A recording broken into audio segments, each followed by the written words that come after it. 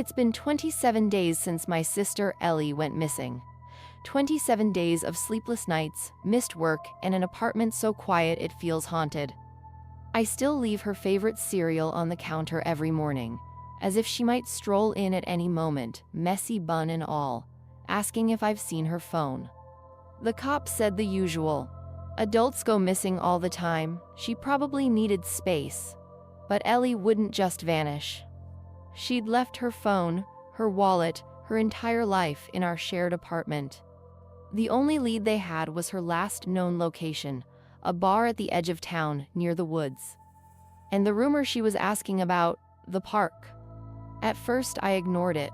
Everyone in our shitty little town knows the stories about Redhaven Amusement Park. It's been abandoned for decades, sitting in the woods like some rotting corpse of childhood joy. They say it's haunted, that it's cursed, that if you go in, you don't come out. Typical small town bullshit, right? Urban legends to keep teens from wandering into the woods. But then I found her journal. The 15th of September. It's real. The park is real. The stories aren't just stories. There is something there. I heard about the game again from that guy at the bar. He said they lost someone. He said there is a way to bring people back, but you have to play. God, this is insane. But what if it's true? What if there is something there that can fix everything? What if Mom was wrong? What if I can prove it? That was the last thing she wrote. 2 days later, she was gone. And now here I am, standing at the edge of the woods, staring at the rusted gate of Redhaven Amusement Park, with Ellie's journal stuffed into my jacket pocket and a flashlight in my trembling hand. The gate's chain has been cut recently, clean and fresh, as if someone else was just here. It's worse than I expected. The rides loom like skeletons, stripped of their color and joy. The Ferris wheel creaks in the wind, its rusted frame groaning like an old man. A carousel sits still, its horses weathered and cracked, their faces frozen in wide, toothy grins that feel wrong. The air smells like mildew and something metallic, like pennies left out in the rain. And the quiet, God, the quiet, is oppressive. No birds, no bugs. Just the faint hum of something I can't place, like a machine just out of sight. I tell myself I am doing this for Ellie, but if I am honest, part of me just wants answers. I want to know why she came here, why she risked everything for some stupid story. The first sign of something wrong is the clown. I see it out of the corner of my eye as I pass the ticket booth. It's painted on the side of the building, a cheerful cartoon with oversized eyes and a bright red nose. I swear to God it wasn't smiling when I walked in. Now it is. It's probably my imagination. Stress. Lack of sleep. That's what I tell myself as I move deeper into the park. And then I hear it. The music. Faint at first, just a few notes carried on the wind. A haunting melody that prickles my skin, drawing me closer. I follow it past the crumbling arcade, the bumper cars overtaken by weeds, and stop at the carousel. The music is coming from there. The horses gleam under the dim light of a single flickering bulb. They look newer than the rest of the park, almost pristine.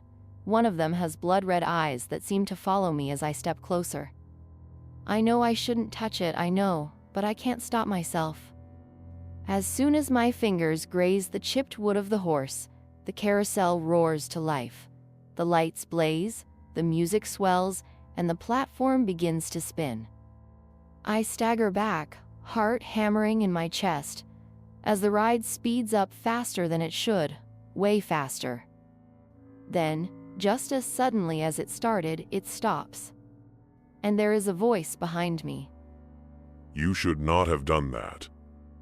I whirl around, and there is a man standing in the shadows. He's tall, his face obscured by a wide-brimmed hat. His clothes look old, like something from the 1950s carnival era. Striped vest, bow tie, scuffed dress shoes. But his voice is low and cold, like ice water down my spine. "Who are you?" I stammer, backing away. He doesn't answer. Instead, he steps closer, hands clasped behind his back. You are here for the game, are you not? I blink at him, my throat dry. I am looking for my sister, Ellie.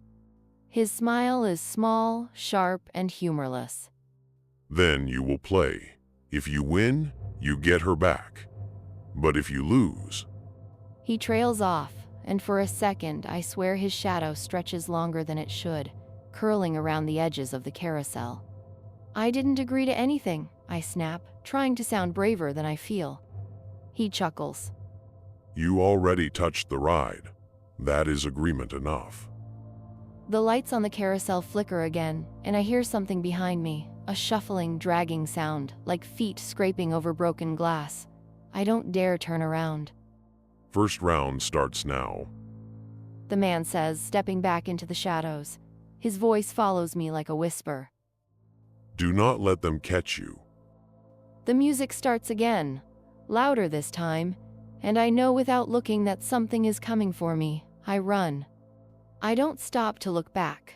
The music is blaring now, tinny and warped, like a broken record that somehow keeps playing. Behind me, I hear the shuffling getting closer, a rhythmic scrape drag, that sets my teeth on edge.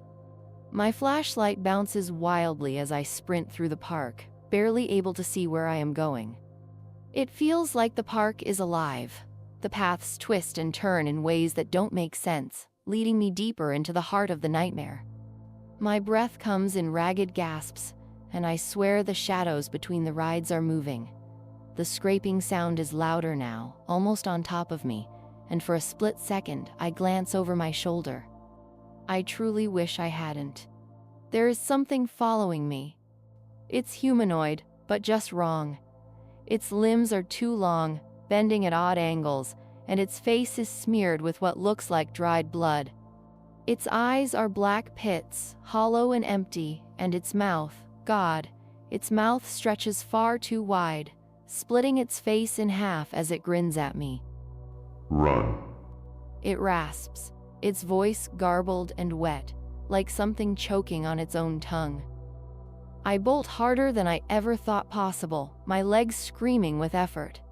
The path suddenly opens up into a clearing, and in the center stands an old funhouse. Its facade is cracked and peeling, the once bright colors faded to sickly pastels. The entrance is a wide, yawning clown mouth, its painted teeth chipped and streaked with rust. The music cuts off abruptly. The silence is deafening. I whip around. The creature is gone. But I know better than to think I am safe. The clown mouth gapes in front of me, as if it's waiting. A faded wooden sign hangs over the entrance, painted in cursive letters. Round 1. Face yourself. I don't know what's worse, the fact that this feels like a trap, or the fact that I don't have a choice. My flashlight flickers, threatening to die, and I know I can't stay out here. That thing is still out there somewhere, and the man in the hat made it clear. I touched the carousel. I am playing, whether I like it or not. Taking a deep breath, I step inside. The air inside the funhouse is thick, musty, and cold. The mirrors lining the walls are cracked, distorting my reflection into grotesque shapes. I move forward cautiously, the floor creaking under my weight. Somewhere ahead, I hear faint laughter, high-pitched, childish giggles that echo through the corridors. My flashlight catches movement in the corner of my eye, and I freeze. A figure flickers in one of the mirrors, a small girl in a white dress, her back to me. My heart lurches as I recognize her hair, long and dark, just like Ellie's. "Ellie?" I whisper, my voice trembling. The girl doesn't move. I step closer, the glass fogging with my breath. "Ellie, it's me. Are you?" The girl snaps her head around. It's not Ellie. Her face is pale, her eyes sunken and ringed with black, and her mouth stretches into a too-wide smile that splits her cheeks. Before I can react, she lunges at the glass, and I stumble backward as it cracks, spider-webbing under the force of her impact. The sound is deafening, like a gunshot in the confined space. I don't stick around to see if the glass holds. I turn and run deeper into the funhouse, the laughter growing louder, more distorted. The corridors twist and turn in impossible ways, and I lose all sense of direction. The mirrors seem to shift as I pass. my reflection growing stranger each time, a smear of shadow, then a grinning corpse, then something that isn't me at all. Face yourself, I mutter under my breath, the words on the sign rattling around in my head. What the hell does that mean? The answer comes when I round a corner and nearly collide with me. It's my exact double, down to the tear in my jacket sleeve and the dirt smudges on my face. But her eyes are cold, her expression twisted into a sneer. She looks me up and down, disgust flickering across her face. Silly. She spits. Her voice is mine, but crueler, harsher. You are not going to save her. You can't even save yourself. I back away, my heart pounding. You're not real. Oh, I am real, she says, stepping closer. I am the part of you you like to pretend doesn't exist. The selfish part, the coward. Shut up. I snap, but my voice wavers. She laughs. You think you are here for Ellie? Please, you are here because you are afraid to admit she's gone. You need this game to give you an excuse, a reason to keep pretending. I said shut up. My voice echoes through the funhouse, but she doesn't flinch. Instead, she smirks and holds up a hand. Something dangles from her fingers, a silver locket, Ellie's locket. My chest tightens. Where did you get that?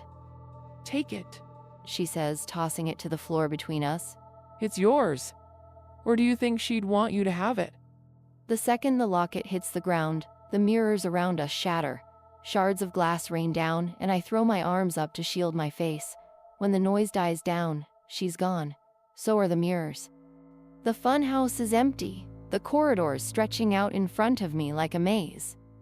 I kneel and pick up the locket, my hands shaking. It's warm to the touch, as if someone just took it off. When I open it, Ellie's face smiles up at me from the tiny photo inside. A faint whisper brushes past my ear, too soft to make out. And then the laughter returns. I burst out of the funhouse into the open air, gasping for breath. The man in the hat is waiting for me, leaning casually against the side of the carousel. Not bad. But that was the easy part. What the hell is this? I demand, holding up the locket. Why do you have this? Where is Ellie? He doesn't answer. Instead, he gestures to the Ferris wheel in the distance, its rusted frame gleaming under the pale moonlight. A new sign hangs above its entrance. Round 2. Trust no one. The man grins, his teeth impossibly white. Good luck. The Ferris wheel looks taller now, impossibly so. Its silhouette stretches into the night sky, swaying slightly as if it's alive. The rusted metal groans with each gust of wind, and the air around it feels heavier, like it's charged with static electricity. The sign above the entrance, Round 2, Trust no one, glows faintly, the letters pulsing like a heartbeat. I clutch Ellie's locket in my hand, its warmth now almost comforting, and take a step forward. Trust no one, I mutter under my breath, repeating the words like a mantra. The man in the hat didn't follow me this time, he just melted back into the shadows after his cryptic grin. I am alone. At least, I think I am. The closer I get to the Ferris wheel, the more the air seems to vibrate. It's subtle at first, like a low hum just outside the range of hearing, but as I approach the ride, it builds into something deeper, something I can feel in my bones. And then the laughter starts again. It's not the high-pitched giggling from the funhouse. This time, it's deeper, male, guttural. It echoes all around me, bouncing off the crumbling rides and broken booths, making it impossible to tell where it's coming from. Ellie? I call out, my voice shaking. The laughter stops abruptly, leaving behind an almost deafening silence. I take another step toward the Ferris wheel, my flashlight cutting through the gloom. And that's when I see her. Ellie. She's sitting in one of the Ferris wheel's carriages near the very top. Her dark hair is matted, her clothes torn and dirty, but it's her. She's looking straight at me, her face pale and her eyes wide with fear. She presses her hand to the glass window of the carriage, and though I can't hear her, I know she's screaming. Ellie, I shout, running toward the base of the Ferris wheel. My flashlight slips from my hand, clattering to the ground, but I don't stop.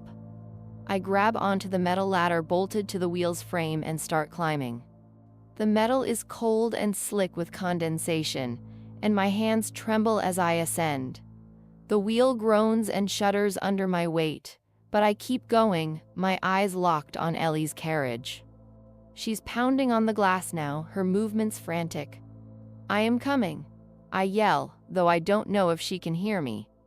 I am almost there, just a few feet away, when the wheel lurches violently. My grip slips, and I nearly lose my footing, but I manage to hang on. The wheel begins to turn slowly, the carriages creaking as they move. "Stay there," I shout, though the absurdity of the command hits me immediately. She's stuck in the carriage. It's not like she can go anywhere. But then I see something that stops me cold. Ellie isn't alone. A figure is sitting in the carriage with her, its back to me. Its head tilts unnaturally to the side, as if it's listening to something only it can hear. It turns toward me slowly, its movements jerky, and my stomach drops. It's the thing from before, the one with the hollow eyes and the too wide grin. Its face is pressed up against the glass, its blackened teeth visible even from this distance. And then it waves at me. I scramble back down the ladder, nearly losing my grip again as the wheel starts spinning faster. The carriages blur together, the lights flickering wildly. Ellie's screams echo faintly over the mechanical groaning, and I know I have to do something. That's when I see the console at the base of the wheel. It's an old rusted control panel covered in peeling paint and grime, but the buttons and levers seem intact. A single red lever marked "Emergency Stop" stands out among the clutter. I grab it and yank hard.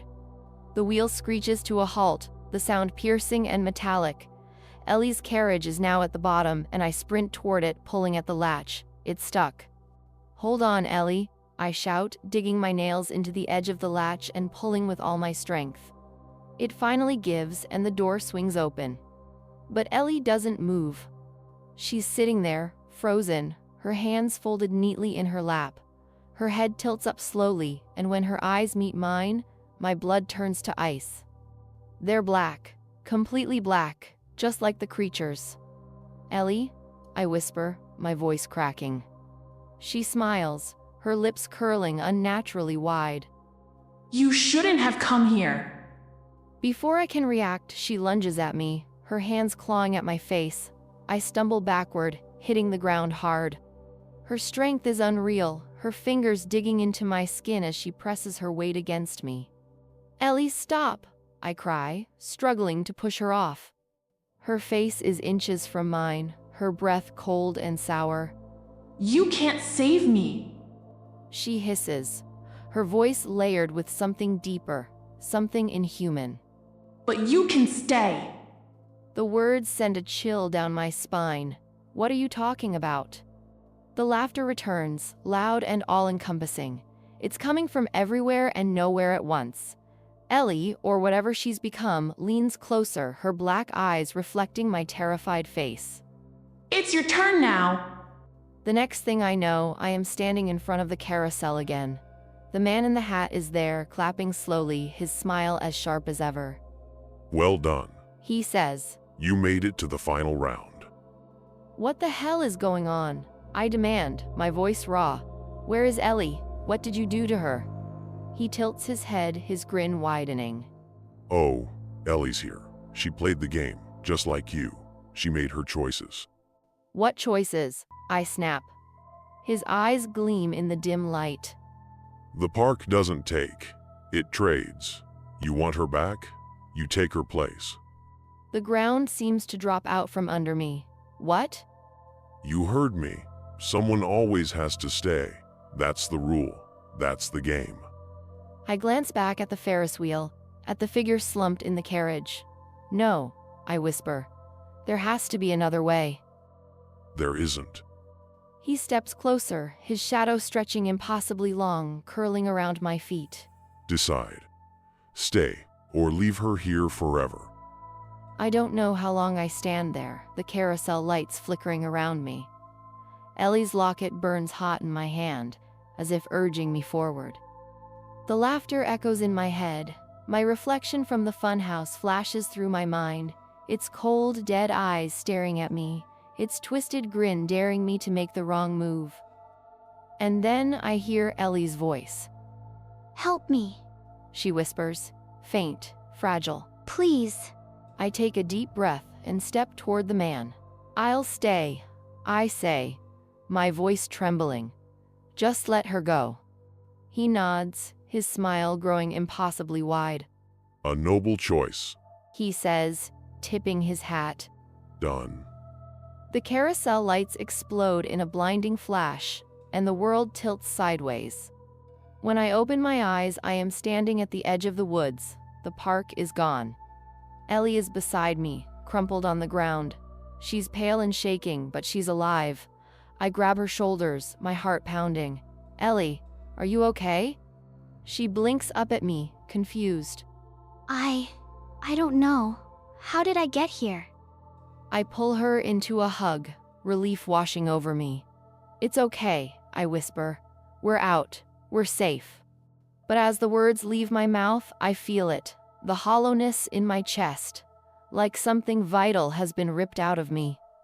Ellie pulls away, her eyes wide. Your face, She says, her voice trembling. What about my face? I ask, but when I reach up to touch it, my hands feel wrong, numb, like they don't belong to me anymore. A shard of glass from Ellie's locket lies on the ground nearby, catching the moonlight. I pick it up and stare into it. And I see it. My reflection doesn't move when I do. It just stares back at me, smiling. Its eyes are dark, empty. I drop the glass, my heart pounding. Come on, I say, grabbing Ellie's arm. We have to go. Ellie came home 2 days later. The doctors said she was malnourished and dehydrated, but otherwise fine. She doesn't talk about what happened in the park, and I don't ask. But sometimes, late at night, I hear her laughing in her room, soft, high-pitched giggles that sound just like the ones from the funhouse. As for me, I haven't been able to sleep, not since the night I left the park. Because sometimes, when I close my eyes, I feel like I am still there. I see the carousel, spinning endlessly, its lights flickering in the dark. I see the man in the hat, grinning at me. And in the mirrors of the funhouse, I see my own face, trapped inside, pounding on the glass. I thought I saved her. But now, I am not so sure.